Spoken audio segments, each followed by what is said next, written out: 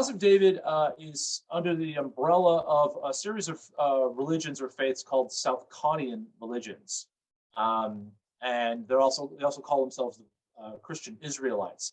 And this faith is actually not an American faith; it actually comes out of England, and so it actually England really puts its stamp on the religion. The religion begins in 1792 with a woman who decreed herself to be a prophet, who was having visitations from God and was actively prophesying, and she believed she was the mouthpiece of God and receiving regular visions. She actually built up thousands, eventually tens of thousands of followers during her lifetime. She died in 1814, and she predicted before that, a lot of her prophecies were written down and published, and she predicted that there would be 6 more prophets. There would be a line of 7 prophets in this religion, each revealing different aspects of God's message for the chosen. So these religions continued, but they were never very large. Probably at its peak, this movement had tens of thousands of members in England in the 1820s through the 1840s, and then was on decline after that, even though it continued to go. Some of the more prominent of these prophets following Joanna Southcott were John Rowe, and his followers were referred to as the Rowites, and many members of the House of David had come from Rowite communities. And also James Jezreel, who was big in England and had some following in the United States as well. And followers of James Jezreel, the 6th prophet, they were called Jezreelites. So you had these small faiths of people believing the doctrines laid out by Southcott and the others, right up to Benjamin and Mary founding this colony. The 7th person to proclaim themselves the prophet, the last in the line, was this guy, Michael Mills. Michael Mills was leading a small colony of Jezreelites in Detroit. And they believed that part of the faith and why they call themselves Christian Israelites is they believe they are the descendants of the lost tribe of Israel, who were sort of peppered throughout the population, and they believed they were these perfect souls that would be saved, and that they would come together at an event called the Ingathering, and that would usher in the millennium, the end times. And they would survive a cataclysmic millennium, and then it would be a time of prosperity and milk and honey following that. But they would be the ones that were saved, and they believe there were 144,000 of them. And so it's a millennium faith predicting the end of the world, and they would be the ones who would survive the end times. They had a lot of converts in England, but they also had a lot of converts in Australia, specifically the Rowite Church, and that will connect to the House of David quite a bit, and to a much lesser extent, the United States. Well, in 1895, an upstart challenged Michael Mills, saying that Michael Mills was not the 7th prophet, that this person, Benjamin Purnell, was the 7th prophet. So he proclaimed himself and his wife, Mary, that they together made up the 7th prophet, and that they would have the sort of final revelations of this religious faith, and that then the ingathering would occur. So that's the basis of the religion. It's actually British in origin and very heavily British in its writings. For instance, in most of the writings, England is the chosen country and British people are the chosen ones. Later on, they basically changed it to America when they got here, but it's a British faith primarily. So Benjamin had a small group of followers and in Fostoria, Ohio, and then they moved to Benton Harbor in 1903, and they founded what was known as the Israelite House of David and the Church of the New Eve. And he started with just 6 members, and then eventually there were dozens of members, and then hundreds. And by the early 1920s, the religion reached its peak, where there was probably close to 1,100 members, so just short of 1,200 members. So it grew very rapidly in that sense. But while it didn't have huge numbers, it did have a big impact on Benton Harbor and also the region. So the House of David it's often referred to as a colony, so I'll call it that. They called themselves a colony, but it's a commune. Members turned over their wealth when they joined, and the money went into a communal pot. Resources were shared by everybody. They did not technically own property, but many of them did actually technically still own property. But most of them, if you had property, it was sold or liquidated when you went into the colony. They lived in sex-segregated housing. And if you worked in or outside of the colony, your earnings went to the colony. So I was trying to compare what some of the difference between the House of David, the Seventh Church, as they called themselves, and the earlier churches. And the big two things that were different were vegetarianism and celibacy. So the earlier groups that they were based on were not vegetarian and they were not celibate. The House of David, those were innovations that the House of David put in. Vegetarianism was very central to the faith, not harming any living animal. And also it was a pacifist faith. So they took that idea of not harming any living thing as far as you could. They did not support war, violence against humans. They didn't support capital punishment, etc. I believe the vegetarianism thing was actually Mary. That seems like that was her issue, and she really focused on that. Rapid growth. Okay, so what about the House of David? So it was a commune. They believed the ingathering would usher in the millennium.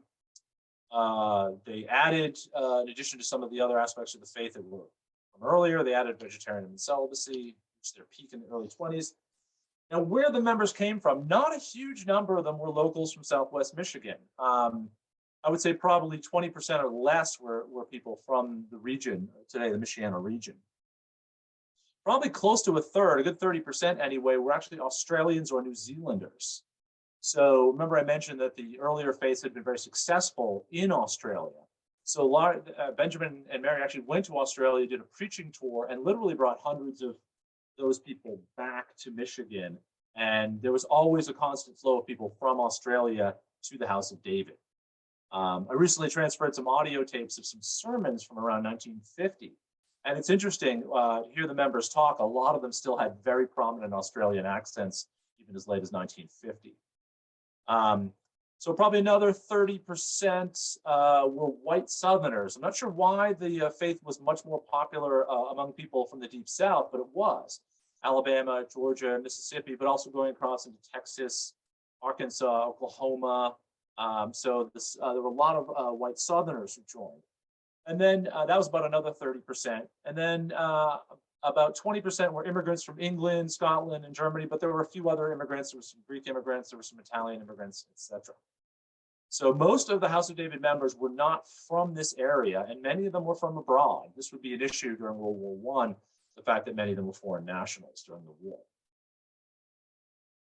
They're probably most well known for their entrepreneurial zeal. They were very successful at founding and starting profitable businesses. As many people know, they had farms, they had food processing operations, they had amusement parks, they had a traveling barnstorming baseball team, they had professional touring bands that toured the vaudeville circuit. They had just an enormous number of successful businesses and were always very financially solvent and very stable financially. This was something that really helped with the economic development of Southwest Michigan. There were only 12,000 people in Benton Harbor in the early 20th century, and 1,000 of them were at the House of David. So 1 in 12 people in Benton Harbor was a member of the House of David. So it had a big economic impact. And of course, they were known for their signature beards, the long hair and beards that the men wore. Okay, there were a series of crises after this initial success and building up and building all these buildings and structures on Britain Avenue in Benton Harbor and building up 1,000 or more followers. They did go through a series of scandals in the 19-teens and 20s that really tested the resiliency of the organization. The first one was World War I. So when the war broke out and the draft was announced, the fact that the House of David were pacifists and declared themselves conscientious objectors who would not fight for the United States was a real problem. They were attacked in the press. They were threatened with jail time, and eventually members of the House of David were drafted and did have to serve in the military. Benjamin and Mary did sit down with local authorities and work out basically a deal where they would allow members to serve, but they would serve in non-combat roles. Desk jobs, supply clerks, things like that in the military. So eventually 33 members of the House of David were drafted. But an incident occurred where a group that was on supply detail was told to unload a train car full of frozen beef. The men, being vegetarians and refusing to touch dead flesh, refused, and they were jailed and imprisoned and spent the rest of the court-martialed and jailed and spent the rest of the war in Leavenworth federal prison in Kansas. So they saw this as an attack on their religious freedom, and they saw this as a conscience issue, and they saw this as something that they saw it as a religious liberty issue. One of the things the House of David did to kind of compensate for this very negative attitude that people had towards it during the war, also there was a fair number of Germans among the House of David, like German nationals. So they were seen as having foreign nationals from the enemy there. So it had a bad press during the war. So the House of David wanted to kind of compensate by being super patriotic at their amusement park. So they offered free concerts, did all kinds of, sent the bands out to play at army bases and things like that. And so they really went overboard. They had fireworks and parades and raised money for the war effort, bought war bonds. And they did everything they could to kind of prove themselves to be patriotic. So that was the first big scandal. The second big scandal is a series of lawsuits between 1921 and 27 of former members, people who joined the colony and then left. And remember, I said they had to, give their property back. Basically, they wanted their money back after being members of the colony and leaving. And this led to, there's some weird echo, led to a series of lawsuits of former members suing them. And then the big scandals hit between 1923 and 1927, when Benjamin Purnell, the founder, is accused by more than a dozen former members of sexually assaulting them. Many of them claim they were minors at the time. So this is a huge, salacious story. It goes all over the newspapers. It's really ugly. The House of David is really painted in a negative light. And really, they start hemorrhaging members. This creates a crisis. A lot of people renounce their faith and leave. Sort of factions start to form within the House of David over this. It's a really rough time. It's a kind of a miracle that it survived this series of scandals. It all comes to a head in 1927 when the state of Michigan actually decides to dissolve the colony, saying it's a fraud and that Benjamin's a criminal and that the whole thing's a criminal enterprise. He dies immediately after the trial, like just within like a month. And there's an appeal, and they decide not to dissolve the colony. So Benjamin's dead, and in the aftermath of his death, there's a power struggle between the followers of Mary, his widow, the Mary's faction, and then his right-hand man, who's this guy, Harry Dewhurst, Judge Dewhurst, supporters of Dewhurst. So this power struggle plays out over 2 or 3 years, and then finally it splits into two colonies. Mary leaves with her supporters and most of the money, and Dewhurst stays and keeps most of the properties and businesses. So it's a pretty major event. To get a sense of this, they had about 1,100 members when the trials and things start in the 20s. By the time this all ends, there's only about 215 members at Mary's and about 215 members here. So they lost almost 60% of their members during this series of crises. So I'm interested in this period afterwards. What's going on in the 1930s and 40s? Well, the city of David and the House of David more or less coexist somewhat peacefully. They don't talk to each other, but there's a lot of connections. People have relatives in both, really split a lot of families. So basically the two organizations are a little frosty towards each other, but they coexist somewhat peacefully. During the 1930s and 40s, each colony has between 225 and 325 members at any given time. So the numbers fluctuate, people come and go, new members come in, older members leave or die. And so that's about what you're looking at for your numbers. But there's always a large number of people living at both the House of David and the City of David who are not members. I call this group outsiders, but they are all different types of people. They're relatives, ex-members who stay around, children of members who are not members. There's people who are just renting space. There's a lot of employees who are offered housing because the House of David has so many buildings and so much housing, it can offer that to a lot of its workers. Plus, it's the Depression, so a lot of people are, you know, getting a job at the House of David with free housing is not a bad deal. And also just kind of hangers on. So there's always at least 100 or more of non-members living on each colony. So, and as I do this talk today, I'm going to be talking about those people as well as the actual members of the faith. Some of these hangers-on, these outsiders, some of them were believers in the faith and some weren't. Some just never went through the process of becoming members. So this outsider group is a real mixed bag of people. An event that's pretty important for our story, though, is in 1937, the House of David completes a large cold storage plant at the Benton Harbor fruit market that winds up being a cornerstone of agriculture in the region. So this would be part of a larger attempt to really establish the House of David as a major broker in area agriculture and food processing. As a result of expansion of their agricultural and industry operations, the House of David really becomes a major player in the region in terms of agriculture and industry. They own, the House of David owns a lot more than the City of David, but the City of David also owns quite a few farms and orchards and vineyards in the region. But the House of David owns farms, vineyards, orchards, industrial food processing businesses, and the large cold storage plant. They're a major employer in the area, employ hundreds and hundreds of people at their operations. And they position themselves as a key producer, buyer, processor, shipper, wholesaler, and retail of Michigan fruit. So they also still have their amusement park and the baseball teams and the bands and things like that, but they really are a key part of agriculture in the region.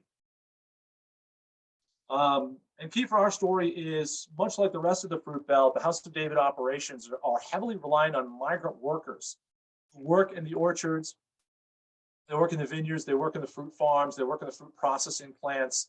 And it's safe to say, without these migrants, the whole fruit belt would not have been possible. These migrants came every year, they were seasonal laborers, and they supplied the vast majority of labor in picking the apples, grapes, cherries, peaches, strawberries, plums, whatever, that were produced all over this region. So without these migrant workers, you really would not have had a fruit belt. So we need to take a quick look at who these people were. In the 1930s, they were primarily refugees from the Southern Plains. These are people displaced by the Great Depression, but mainly displaced by the Dust Bowl. The vast majority, well, you get two main groups. You got white migrants coming, and you've got black migrant workers coming. The white migrant workers are a little bit different. They came as whole families, and they're largely coming from Arkansas and Texas. Many of them were made homeless by the Dust Bowl and the Great Depression, and were sort of traveling around trying to find work in agriculture in any way they could. So the jobs in Michigan's fruit belt were vital for these people. They came up every year, and this was a lifeline for them during a very, very difficult time when many of them lost their farms, lost their houses, and so on. Second group were black migrants from the Deep South, mostly Louisiana, Mississippi, and Alabama. These were mostly recruited as groups of men. In some cases, growers would actually take buses and trucks down to the South, like recruit large groups of 20, 30, 40, 50 men, basically gangs of laborers, drive them up to Michigan for the season. They would live in bunkhouses and things like that, working on the farms, and then they would go back home at the end of the season. During the 1930s, though, white migrants are about 2/3 to 3/4 of all the laborers in the area that are working in the fruit industry, and the black migrants are about 25 to 30% or so. This is seasonal, low-paid work, and farmers often would provide campsites, housing, and these people would be staying in bunkhouses or sheds or barns and shacks. A lot of them were actually living in tents on farmers' properties. Many of them lived out of their cars, and conditions were generally quite poor at these migrant camps in the 1930s Michigan. They often had no running water, inadequate sanitation, almost no access to health care. In many cases, locals feared or resented them. And while a lot of owners were really good to them, there were some unscrupulous fruit growers and things that did exploit these really desperate workers.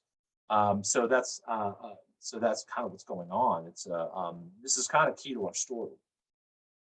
All right, so some images here. So the guy in the middle is a drawing of John Roe in the 1820s.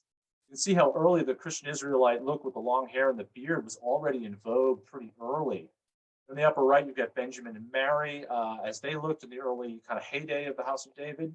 Down below them is the only known painting of Joanna Southcott, who starts the whole religion, is the founder. And on the left bottom is a big tower, a really impressive building that James Jezreel built in England for his followers. So yeah, this faith comes out of England, successful in Australia, and then the House of David kind of picks up on that and builds their colony in Michigan.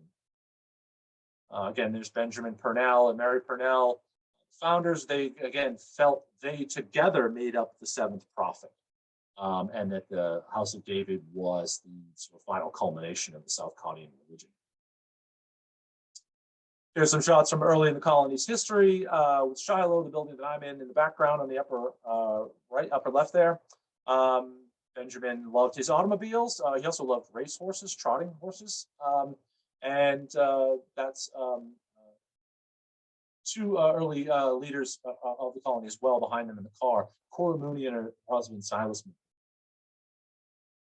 Okay, so in 1908, they built their amusement park, which had ice cream parlors and a photo studio and trains and all kinds of amusements, a bowling alley, a stage, traveling vaudeville acts would come. So here's the ice cream parlor, and this is actually on the north side of the house.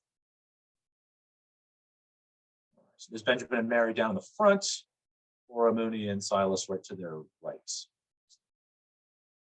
All right, so some of the other familiar sites of the House of David. This was a large colony by the 1920s. Two buildings that no longer stand, Jerusalem and Bethlehem, were the sort of fronts of the organization. And they had that archway that's pictured in the upper right connecting them. And that was the sort of face of the House of David for many years. Bottom left shows one of the House of David bands showing off the men's long hair. That's a men's. And the bottom right shows a famous jazz era composition, the House of David Blues, that's still considered a jazz standard. Okay, so shots of the amusement park early on. We've got the well-known train with the on the upper left, the bowling alley, ice cream parlor down on the lower left. More shots of the train and other amenities a little bit later on the right. So Eden Springs Amusement Park had a hotel, vegetarian restaurant, cabins that you could stay in. It was quite an operation. This is the front entrance around 1919 or so, right at the end of World War I. And admission was 25 cents to the park, and you can see the throngs of people that were attending. It's a major tourist destination. It actually helped make this region a tourist region. Okay, these are a group of Israelite men coming out of the White House after having a meeting in 1918 to sort of secure permission that they would be allowed to serve and keep their long hair and beards when they're in the military and also serve in non-combat roles. Although the third guy from the left would be one of the ones imprisoned in Leavenworth for refusing orders. But this is a kind of who's who of some of the important Israelite men of that era. Frank Rosetta, Manna Woodworth, and Horace Hannaford out front. Okay, here's a shot of one of the House of David bands around at the time of World War I. Here's the House of David band on the right, and on the left are members of the band who are home on leave from Fort Custer during World War I. So they are marching in a parade, and they're marching in their uniforms. You can see they're in military uniform, but they still have the long hair and beards of Israelite men. So yeah, so that shows them during the World War I era. This is a shot of the Women's Orchestra in the 1930s, which is a well-known band, and they performed all over the region as well as performing daily at the park for visitors. It's a shot later in the 1930s or 40s of the open-air beer garden, which stood until 1991 when it was torn down, or maybe 95, early 90s anyway. And you can see the stage and it was a pool hall underneath it. They also had baseball stadium and had a semi-pro minor league baseball team that was famous and toured the country. So this is the actual park. They also rented it to other semi-pro teams to play on during the era of barnstorming baseball. So that's the actual House of David Park. This is the team that made the colony famous. This is pretty early. This is an early version of the baseball team. Some of the real prominent stars. Right in the middle is Francis Thorpe, who was the manager of the team, and a big reason why it was so successful. To his right is Paul Mooney, Cora Mooney and Silas Mooney's son, who was a star pitcher and was another real reason why the team was a success. He was good enough to have played Major League Baseball and got numerous offers that he turned down. He was a pitching phenomenon. As well as the last guy on the left in the front is a guy named Doc Talley. He was also a pitcher and an excellent hitter and star of the team for almost 40 years. Anyway, some other stars on that team. There's Cookie Hannaford in the back row, Dutch Faust, and yeah, so moving on from the baseball team. The baseball team was known for the pepper game, which was a sort of juggling act with baseballs where they would toss the balls, also their mitts and their hats back and forth. They would kick the balls back and forth, and it was a sort of very athletic display of baseball prowess, but was also funny and kind of like a Harlem Globetrotters routine for baseball. More shots of the baseball players on the right. Again, also the signature of the baseball team, on top of being really good and winning most of their games, they also, the long hair and beards was sort of a signature selling point for this. This is sort of the last team the House of David fielded in the late 1920s that was mostly made up of members. After this, they brought in a lot of semi-pro players from other places and just had them grow a beard. And there was only usually, at that point, only one or two members of the House of David on a team. But this team is more than half House of David members. And George Anderson is the second guy on the left. He'll be important to this talk, as is the guy third from the left, Tom Dewhurst. So both those two will be important later on in the talk. Here's Benjamin at his trial in 1926, 1927. He's pretty old at that point. Mary is to his left. He's coming out of the courthouse in Lansing after his trial, after one of the days in the trial. This is the vegetarian restaurant, House of David, that served vegetarian meals from the 1900s onward and didn't close until the 1970s. When Mary left, she took about half of the followers with her, and they formed their own colony. They had farms. They had a resort of their own called Paradise Springs. And Mary kind of cultivated this image of as this maternal mothering figure who took care of her flock and was seen as a prophet who continued to have revelations and visitations from God. And her followers believed these visitations that she had were on par with Scripture, that they were revelations from God. So Mary is sort of worshipped, and there's this cult of supporters around Mary in the 30s and 40s. The baseball team traveled all over the country, actually all over the world. They used to play in Cuba and Mexico and Canada pretty regularly, as well as the United States. And George Anderson, down at the bottom left there, again, we'll be talking about him in a minute. Here's more of the City of David baseball team. After the split, there was a City of David team and a House of David team. These are shots of the migrant workers in Berrien County. These were done by a Works Progress Administration photographer named John Vachon, who went through and documented the migrant workers working during the 1930s in trying conditions in Michigan. So yeah, you've got sorting and processing cherries on the left, girl picking strawberries on the right. Again, the white families that came from the Dust Bowl region, they would come as whole families, and the children, as well as the husband, wife, everyone would come, and they would all be employed working on the farm. So they used a lot of child labor. These are kids living out of the back of a truck. Obviously, conditions are pretty harsh during the Great Depression. These are probably homeless migrant worker family from Arkansas.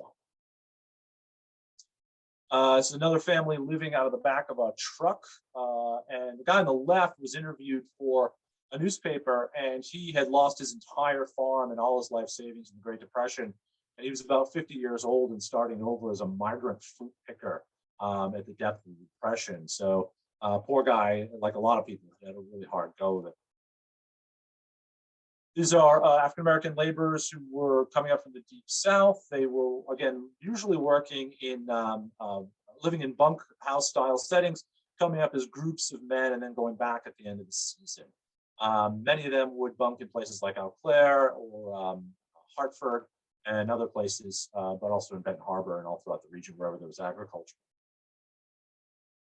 There's a migrant family living in a tent in an orchard. So this was common for the workers to actually leave right on site, at least during the season of the year that they were there. Okay, so Israelite GIs in the military. So neither colony attracted many converts after the 1920s, and their population was aging. So there were not a lot of young men to draft, or young men of military age at the House of David or the City of David. But there were still some, not nearly as many as there would be during World War I. There were members drafted between 1942 and 1945 from both the House of David and City of David, even though they were what was known as a peace church, a pacifist religious order that didn't support war. And Israelites, like in World War I, if they got drafted, expected that they would be assigned non-combat duties, and they expected that they would be allowed to wear long hair and beards as they had during World War I. Dozens wind up serving, and this includes members, actual members of the House of David and City of David, but also the non-members, those outsiders, the people who were living on the grounds, who were employees and relatives, and people connected but not actual members. So many of them served as well. One of the problems for both the City of David and the House of David is they didn't have very many young men left. And most of the ones that did get drafted were all the young ones that worked in agriculture or on the baseball team, professional baseball team. So they did have to shut down the baseball teams during the war. And also this really affected them in terms of agriculture, because the few young men you have are kind of crucial for the heavy jobs like agriculture, and they're all mostly gone during the war. So how are you going to get the crops in was a big question. So there's actually dozens of people I could talk about, but I'm going to focus on the experiences of 5 individuals from the House of David and City of David today. And I'm going to talk about George Anderson, who was the baseball player I talked about, who got drafted in 1942, and also another guy known as Frank Buck. And I'll talk about 3 outsiders, those people living on the colonies at the City of David and House of David, who were not necessarily members, but they were still part of the larger extended House of David. And I'm going to talk about Coy Sam Purnell, who was he was a former member who continued to live on the grounds of the City of David, but he's actually Benjamin and Mary's grandson. So he's an interesting one to focus on. Also a guy named Claude Nelson, who was a former member of the House of David and wound up serving in the Navy during the war and had a very interesting experience in the Navy. And a woman named Lillian Walker. I'm actually having a hard time nailing down who Lillian Walker is. I now believe her to be an extended relative of someone living at the City of David. So she was someone who wasn't a member, but had a family member at the City of David and came to this area and worked for the City of David. I include her because she had a great article written about her. She was a nurse during World War II in the Army. So I'll be talking about Lillian Walker's experiences. Okay, George Andy Anderson, drafted into the U.S. Army. He is by far the most well-known member of either the House of David or City of David during the 1930s and 40s, because he was one of the major stars on the baseball team. He was, again, probably the best known Israelite in general. He'd been a star of the House of David and then later City of David, Barnesville baseball team. He'd been a professional baseball player since 1928. So when 1942 rolled around and the House of David was thinking about fielding a team, Anderson was actually going to help organize this City of David team in 42, but then he got drafted.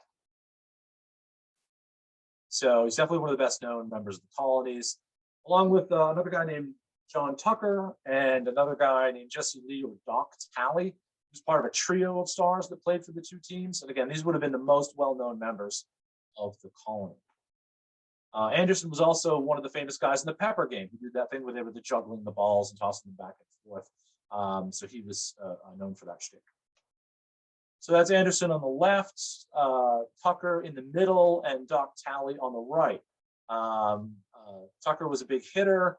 Anderson was a good hitter, but he's not like a home run hitter, but he was a consistent like 330, 340 hitter throughout his career.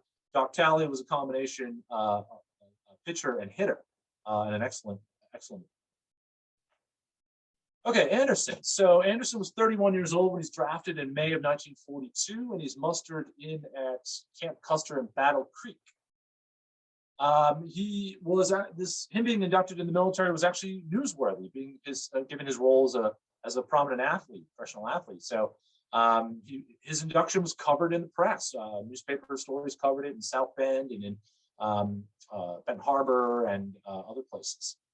So the big question was, when he and other Israelites got drafted, is would they be forced to cut their long hair beards? So that was the big question. So as a pacifist, Anderson was given a desk job in lieu of going through combat training. So he was assigned to the mailroom at Camp Custer and was had a desk job. Again, a pacifist, religious pacifist, because religious beliefs would not fit violence. So he was eventually transferred to the Army Ordnance Placement Center in Aberdeen, Maryland. And this was 6 months into his enlistment. And that commander at the base in Maryland where he was forced him to shave. And he'd been raised in the House of David and City of David, so he had never, ever shaved in his entire life. So this was the first time he didn't even know how to shave. Someone had to help him. So he was forced to cut his hair and shave his beard for the first time in his life. When he got out of the military, he grew it back, but he'd never cut his hair or shaved his entire life.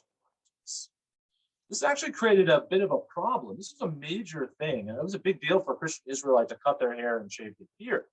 As a matter of fact, members of the City of David were so upset that they wanted to expel him from the colony over cutting his hair and shaving his beard. So they did finally decide to not kick him out, but it was that big of an issue. They felt that committed to it that when Anderson was forced to cut his hair, he was almost thrown out of the city.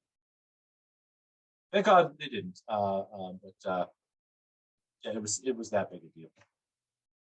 1943, he was transferred to the Ordnance Training Center that was based at the Santa Anita Racetrack in California. Basically, they turned the Santa Anita Racetrack into a shooting range during the war, and he was a supply clerk in the Ordnance Department. Right before he got there, it had been a Japanese internment camp. So he arrives in the period right after it was a Japanese internment camp and spends the rest of the war in California as a sergeant working in the supply.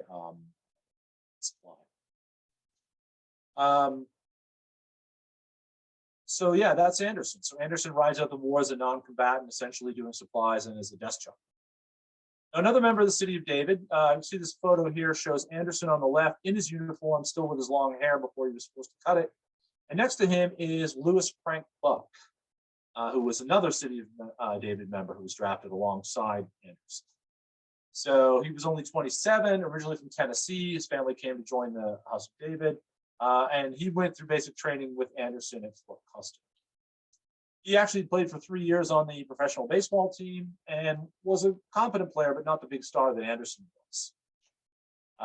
And one of the things that he noted about his military experience, Frank Buck, was how hard it was to be a vegetarian in the military in the 1940s. He felt like there was very few food options, and he was often forced to eat, even though he didn't want to, and it was actually against his religion. He had a very hard time finding food as a vegetarian. Just like Anderson, after 6 months into his deployment, he was asked to shave. He was forced to shave by his commanders. And also, he reported that it was the very first time in his life that he shaved.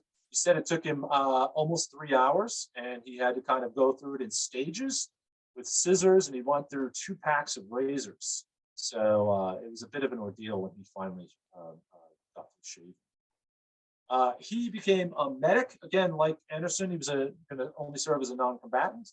So he became a medic and a driving instructor at the Army Medical Section's ambulance driver training course. So he taught combat ambulance drivers how to drive ambulances in combat, I guess. He eventually was promoted to Tech 4, or technical sergeant, and he finished up his tour as a mechanic in the 142nd Mobile Transport Battalion, which at that time was actually stationed in New Guinea and Australia. So he wound up going at the end of the war, being transferred from the United States to the Pacific Theater at the tail end of the war. Yeah, Buck had some interesting things to say about his time in the military. Basically, he said he taught guys how to drive trucks, or how to drive trucks when people are shooting them. Buck eventually left the colony years later and married and had 3 children, and he lived in Coloma and worked for Whirlpool and was a representative for a while for local electricians union. So my grandfather was an IBEW member, so yeah. And great-grandfather was. So Buck wound up serving as a mechanic and ambulance driver. Now, perhaps the most interesting member of the House, or former member of the House of David, in terms of his military experience, is Claude Nelson. Really a war hero, and someone who his experiences almost like something out of a movie, or would make an excellent movie or book. So Claude Nelson was born in Alabama and was only 5 years old when he came to the House of David. So his family converted to the faith. They moved up from Alabama. They became members of the House of David. He was a young man being raised here, working at the House of David. We got into his 20s, was right at the height of the era of scandals when all the lawsuits are happening and Benjamin's being accused of sexual assault. And honestly, Claude is kind of disgusted by the whole thing and series of crises, and he decides to leave the faith, to leave the House of David right at the height of the scandal in 1926-27. He's like, I've had enough of this. I'm out. So he joins the Navy right after he leaves the colony. So his mother also had a crisis of faith and was really turned off by all the scandals and stuff, and she was also a member who left at that time. So his dad had died just at the time of the scandals, but some members of his family left, and some members stayed. So, all right, so he joins the Navy, and right as he gets out, and he's stationed in Guam in the early 1930s, and later Honolulu, and he's trained as a radio operator on naval aircraft.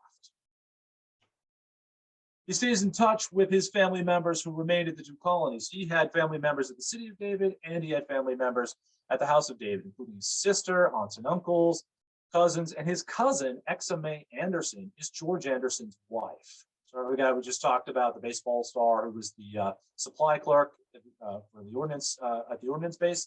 This is his wife in the picture with Claude Nelson right there. So that's Claude Anderson and his cousin, Exa May.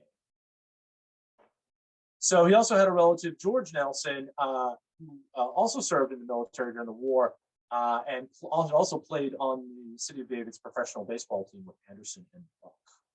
So the City of David contributed a fair number of members.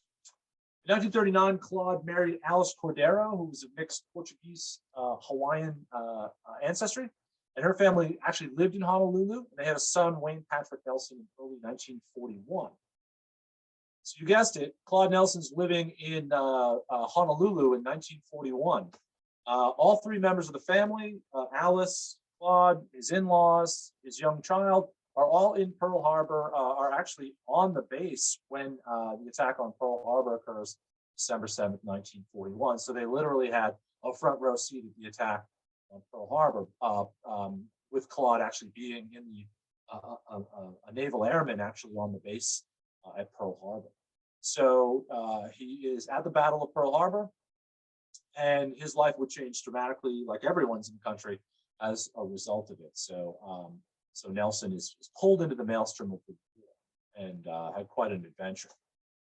So, all right, I'm going to point out some locations here that you're going to need to know to make sense of Claude's story. So you can see on the upper left there is China, and in the lower center of the map is Australia. There's an island halfway between Borneo and New Guinea, right there. This giant arrow should be pointing right at it. That's called Ambon Islands. And that's going to play a role here. That's where a lot of the events I'm going to talk about occur. But also notice how close Papua New Guinea is to these areas in the coast of Australia. All right, so Claude Nelson. He was a chief radio operator on a Navy reconnaissance plane that took off from the USS Carroll that was stationed off of Ambon Island in February of 1942. So this is right at the beginning of the war. The Japanese are doing a big push into the South Pacific and conquering a lot of territory very quickly. Americans are actually on the run. They're actually on the defensive, and they're actually retreating. So it's kind of a dicey time to be there. Nelson is with a crew of 7 other people on this reconnaissance bomber, and they're sent out to scout for the Japanese military in the area. And the Japanese military is attacking Dutch and Australian military positions in the area. So America's trying to help its allies against a Japanese advance. So they're out scouting in their airplane. There's 7 of them. When they're attacked by 4 Japanese fighter planes that riddle the plane full of holes, they actually damage the wings heavily and set one of the engines on fire. And the plane, actually the pilot was killed in the attack. And the co-pilot has to land a flaming, about to explode airplane crash landed on Ambon Island. So the pilot, whose name is Lieutenant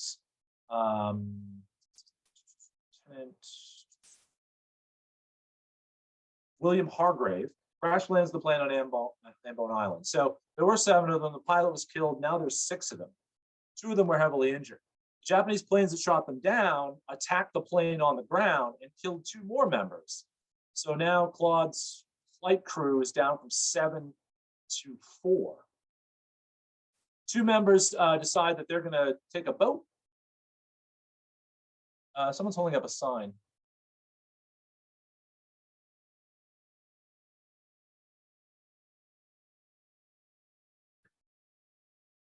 Carol, was that you with the sign? Do you need something? Sorry. No, you're still muted. You'll have to unmute yourself. Can you, Nick, can you unmute her? I can't. I can only ask her to unmute, I think.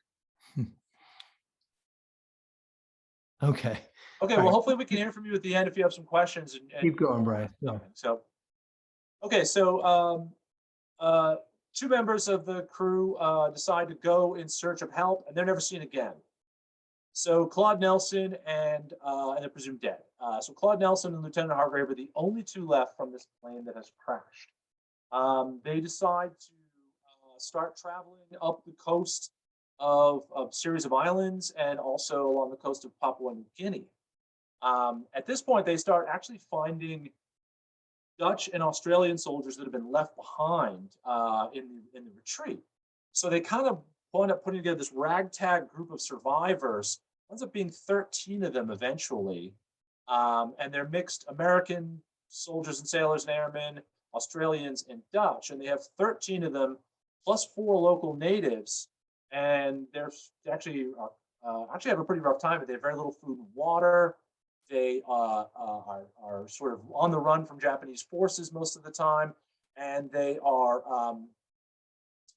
they eventually manage to find a sailboat though, and they sail along the coast of Papua New Guinea and down into hopefully trying to get to Australia, even though the area is being patrolled by the Japanese Navy and the Japanese Air Force.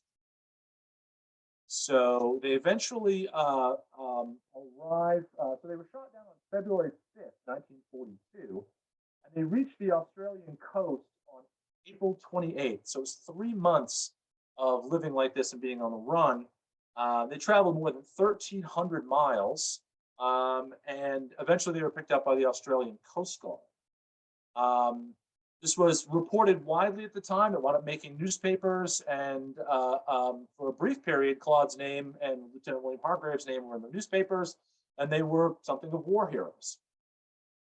So after having spent 3 months in these harrowing conditions, they decided to give Claude a leave. So he decided he was going to go back to Benton Harbor to visit family on his leave. So he comes back in June of 1942. He was treated like a hero. He was photographed. He was interviewed for numerous newspapers. His family all came out to see him. He went to the House of David and the City of David to visit relatives. And despite having this harrowing tale being shot down and being chased all across the Pacific by the Japanese, and malaria, and lost at sea and everything. People would ask him about it. He's like, there's nothing really to tell in the whole story. So he kind of shrugged it off as like, there's nothing to tell. But obviously, he'd gone through an enormous amount, and a pretty dramatic story. So he also went back and visited his wife for a bit, and then he was assigned to the USS Intrepid, which was, if you know anything about World War II, the USS Intrepid is one of the most active aircraft carriers in the Pacific theater, participating in many of the most intense battles and fighting of the Pacific theater, naval combat, air combat, and so on. So I'll give you a sense of some of the things that Claude would have experienced as a member of the USS Intrepid. So there's the USS Intrepid during World War II. So he would have been the radio man on board one of those airplanes that was flying off of the Intrepid. The Intrepid supported the U.S. attack on Peleliu, fought in the Philippines campaign, fought at the Battle of Leyte Gulf in 1944, and planes from the Intrepid that flew off of the Intrepid actually sank the Japanese super battleship Yamato. So again, some of the most dramatic battles of the war. They also supported ground operations the U.S. attacks in Okinawa and Wake Island in 1945. So Claude literally would have been involved in some of the most intense combat and fighting of the war. This is actually the USS Intrepid in 1944 after being rammed by a kamikaze. So this gives you a sense of the kind of combat and fighting he's experiencing. And those are men on the deck of the Intrepid after that kamikaze hit, trying to put out the fire caused by the kamikaze. So so Claude Nelson really involved in some of the most intense combat of the war. Claude died moved to California after the war, and died in 1991, and he's buried at the Golden Gate National Cemetery in San Francisco. And he and his wife have passed away, but he has children and relatives still living in the Seattle area. I'm trying to reach out to them and see if they'll want to, if they have any stories to share about his experiences. Okay, next I'm going to talk about Sam Purnell, Coy Purnell, but known as Sam. So he was the grandson of Mary and Benjamin, and he grew up at the House of David and later City of David. And he left the faith just before the war, and when the war broke out in 1941, the next year, in 1942, he joined the army. So he wound up as a field medic in the 46th Field Artillery, and he saw service in Iceland, England, France, Germany, and Czechoslovakia during the war. So again, someone who saw a lot of pretty intense combat and fighting. He was actually awarded the Bronze Star for distinctive heroism during a combat operation in France in September of 1944. Quickly summarize it. One of a position from his unit was zeroed in by enemy artillery, and they bombarded it, and numerous men from his unit were killed and injured, and they were still bombarding the position, and there were 7 wounded men trapped there. And Coy or Sam Purnell actually rushed into the area, despite the fact that artillery shells were exploding all around him, and rescued all 7 members of that detachment and brought them to safety, as well as treating them. Being a field medic, he was actually treating them as well as evacuating them from the battlefield. So he put himself at enormous risk and rescued 7 people, and really a true war hero, and was awarded the Bronze Star for his services. So he also wrote a really intense and emotional letter to Mary in the spring of 1945 as his unit was moving through Czechoslovakia. He was coming across scene after scene of grisly atrocities committed by Nazi SS troops. So he was seeing mass executions, beheadings. They were liberating concentration camps, really seeing some of the worst parts of the Holocaust firsthand. And he wrote a really disturbing letter back to Mary during this, kind of shocked and stunned by what he was seeing, and really was shaking his faith in humanity. He at first didn't believe the reports, and then until he started coming across the actual scenes and bodies and concentration camps himself. He was very moved. He wrote in the letter that he was concluded that fascists were fanatics, and he felt that they hated as much as it was humanly possible to hate. And he just didn't understand the level of violence and how people could commit such horrible atrocities. So Mary was very moved by that letter, and she had parts of it published in the newspaper.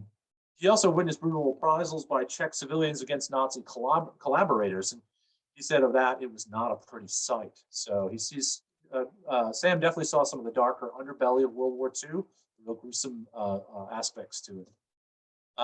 He actually encountered another House of David member in England, so randomly at a field hospital or at a convalescent hospital, Jack Crow, who's the son of a City of David member, Mary Crow. So he actually ran into another House of David member in England.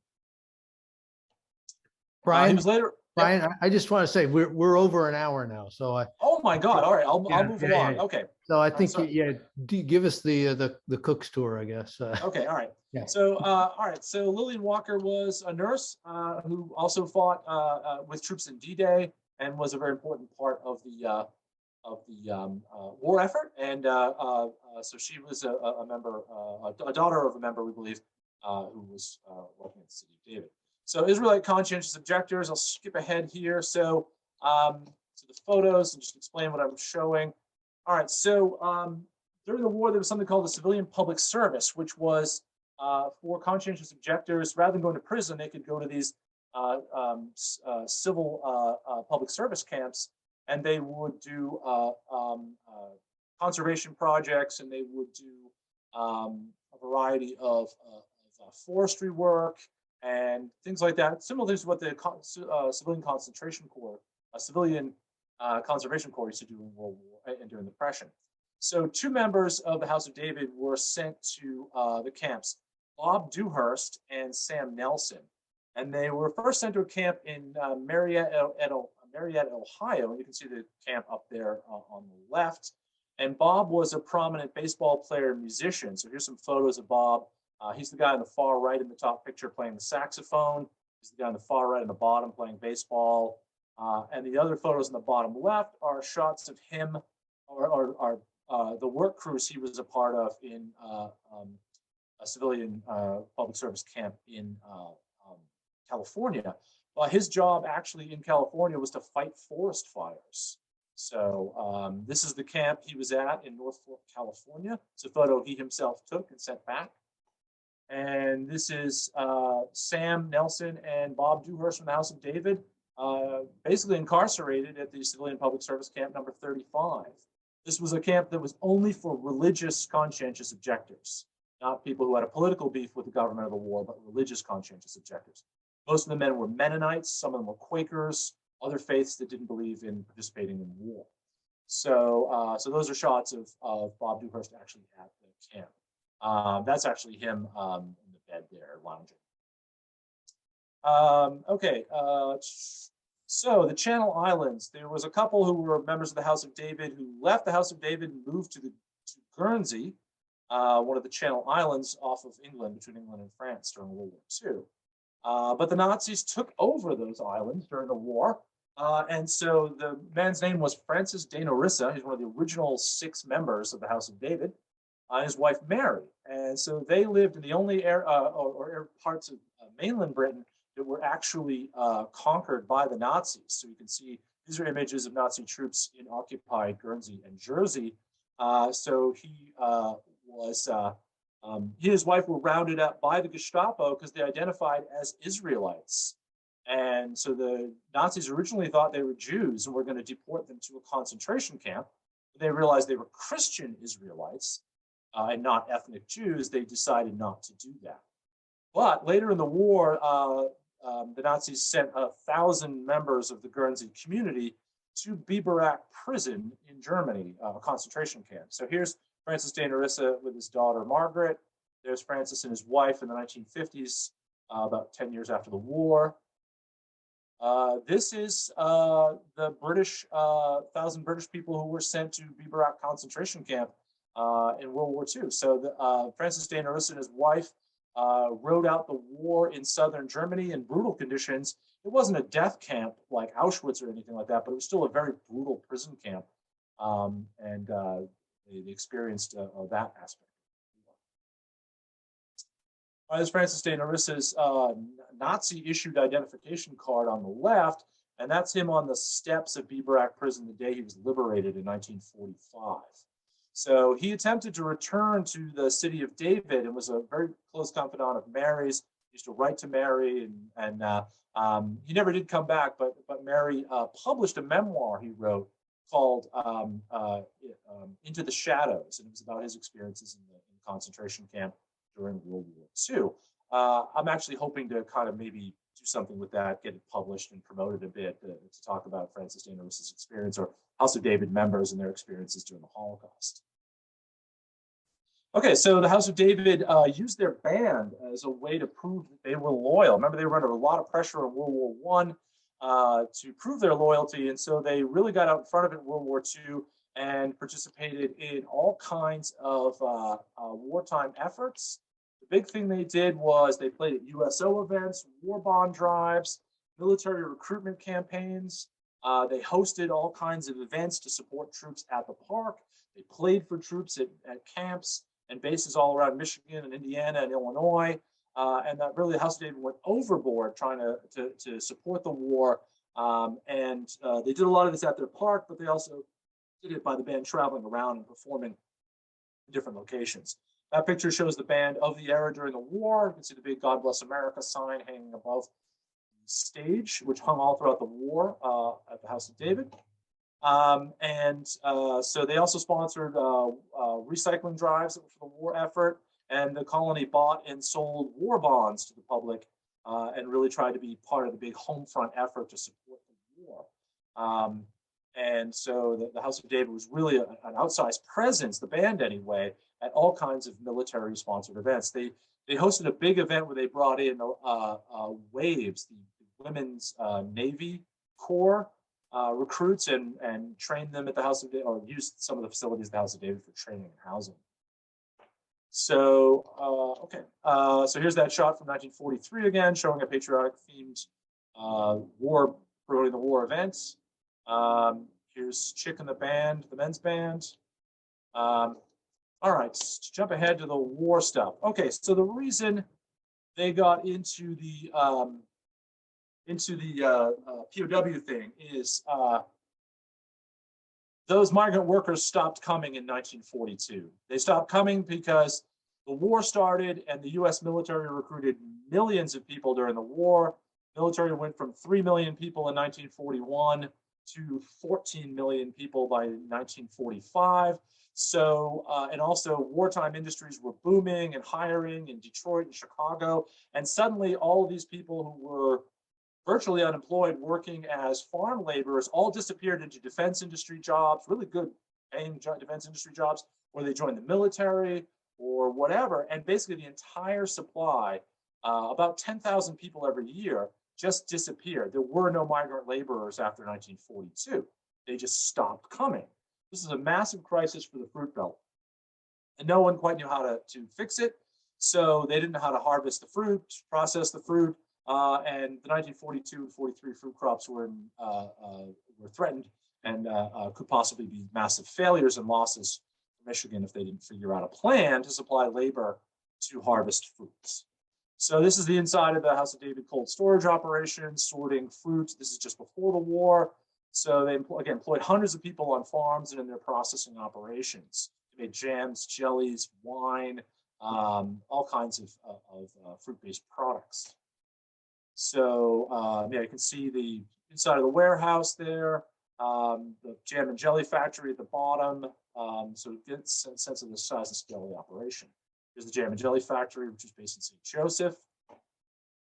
They tried bringing in women volunteers, the Women Land Army, but it was not near enough to make up for the 10,000 people. To give you a sense of this, the House of David owned a vineyard near Three Oaks called the Lakeshore Vineyard.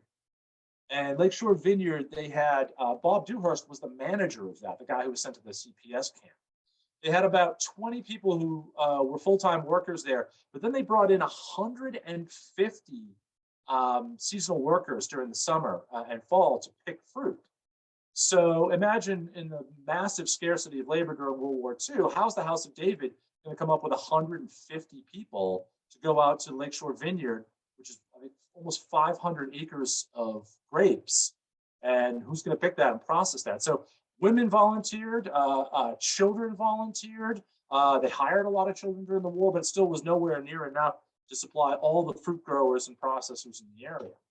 So Tom Dewhurst, the guy on the lower left there, had been a member of the baseball team. His dad was the leader of the House of David after Benjamin died. He suggested, hey, why don't we use POWs, German POWs, to work in Michigan fruit farms and processing. So Tom was instrumental in creating this program.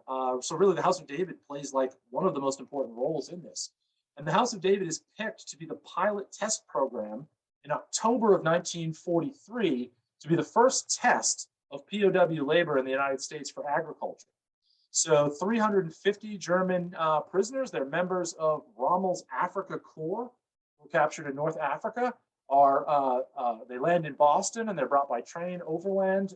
They wind up being in camps in Michigan and Illinois, and 385 of them are shipped by train to Benton Harbor. They get off the train in St. Joe.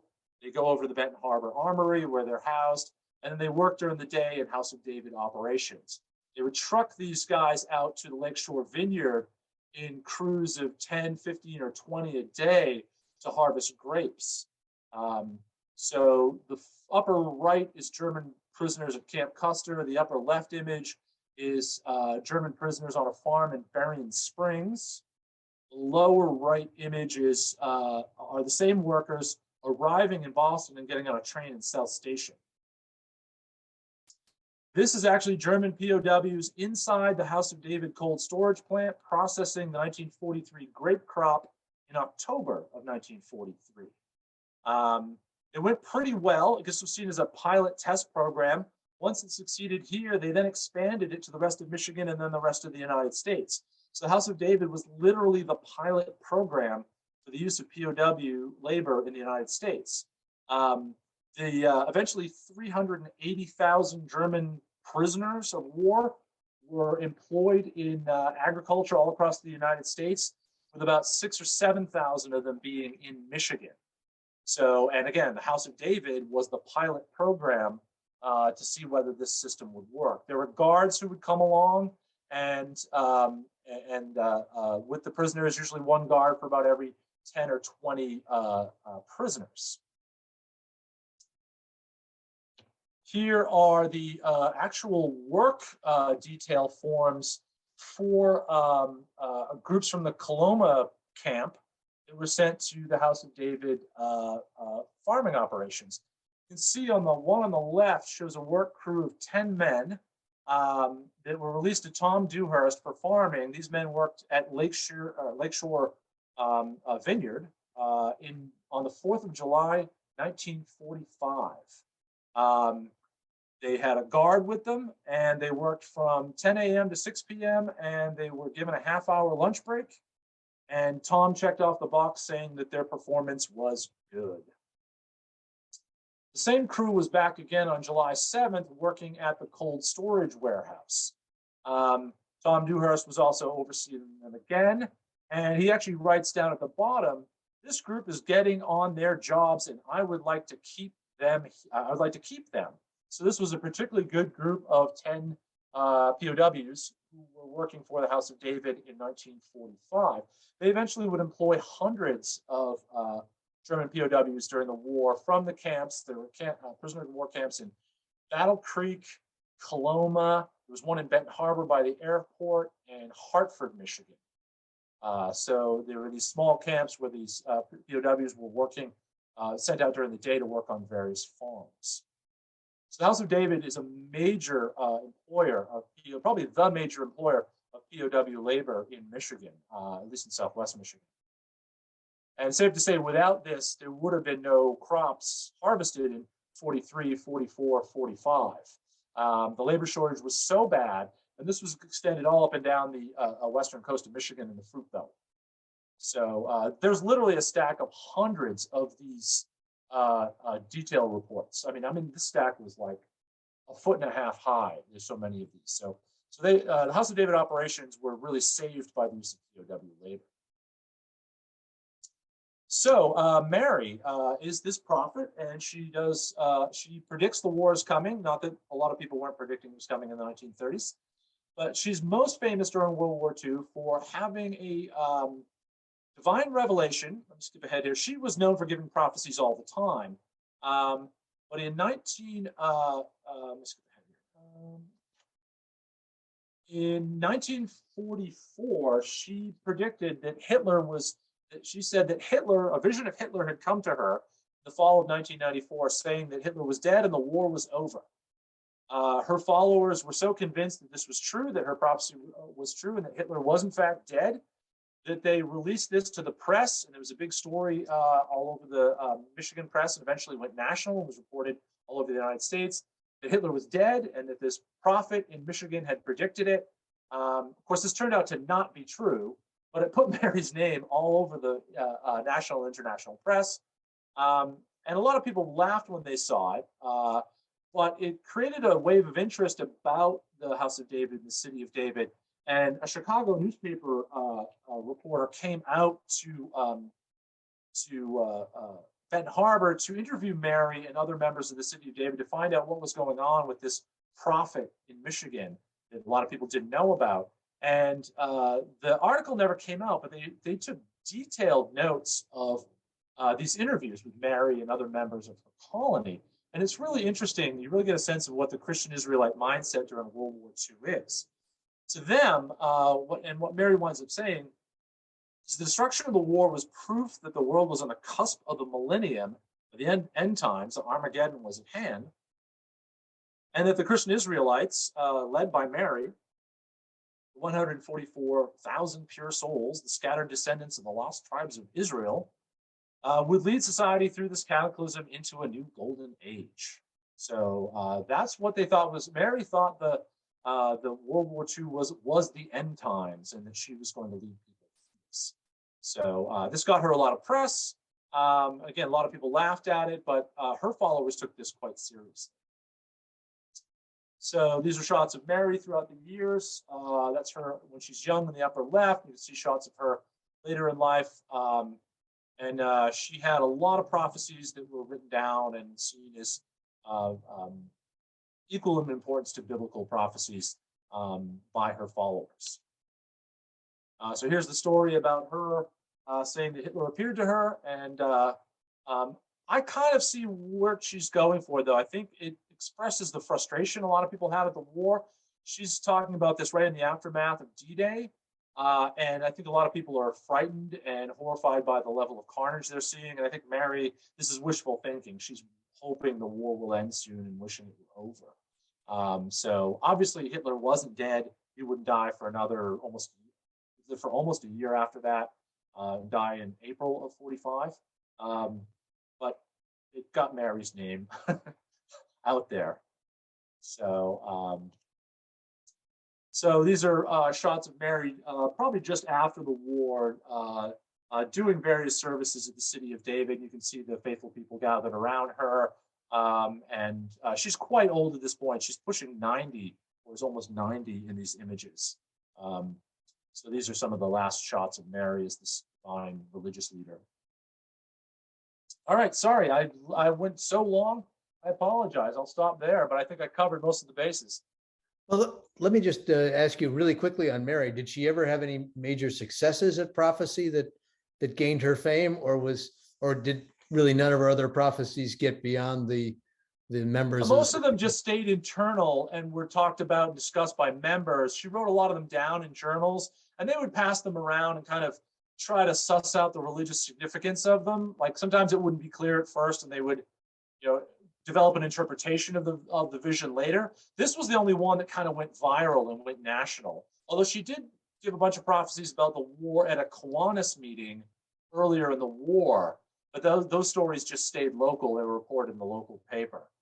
And so, yeah, most of her prophecies were either just kind of circulated among members or the local press. This was the only one that jumped to like an international story. Okay, if anybody wants to ask a question, go ahead and unmute yourself. We're not such a large unwieldy group. We can't just do that. If others don't have questions, I was just wondering, my understanding was you said that they were, the soldiers were forced to shave, but apparently not cut their hair, or was it a? Well, they did have to cut their hair. Like when they first went to basic training, they were allowed to keep it. But then when they got transferred from basic training to their assignments in the military, they were all forced to shave when they got there. So, Okay. although Bob Dewhurst didn't have to shave at the CPS, or Sam Nelson, the people who went to the conscientious objector camps, they didn't have to shave there. Only the guys who were actually in the military. And was there a lot of security in the House of David operations to keep tabs on the German POWs, or were they so delighted to get out of the stultifying boredom of POW camp that they were very well behaved? The security was very light. And generally what you said, that they were dying to get out of the camps. They were bored. They were paid, although it was very low. They were actually paid for their labor. The descriptions I've seen is the security was so lax that virtually as the guards are getting into the truck, they might actually hand their rifle to one of the Germans while they climb up into the truck, and then the guy hands the rifle back to them. I've heard a lot of descriptions from people who remember this, who are in their 80s, 90s now, but remember the German POWs working on their farms or seeing them coming and going from the House of David operations. For a while, they're actually housed at the Benton Harbor airport.